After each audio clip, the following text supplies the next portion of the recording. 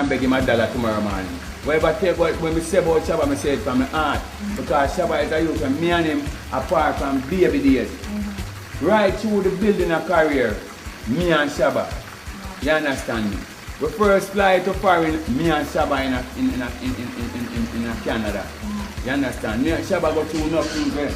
Me all have to stand up in a certain place to make sure that no man not from my era, not try disrespect him. Yeah. Because some little thing is going with the little thing with me and Mr. Benji. And because of vibes that Shabba is involved and some man did this side, so you know it don't end the way how it happened. I mean, I have to go out and put my life on the line and say, I can't let Shabba not, I'm not going to kill me around here. So the clash that wasn't necessary then? The clash because me and Shabba not in a competition. You understand? But at the end of the day, when them call him feet, he never back down either. And if you notice, man,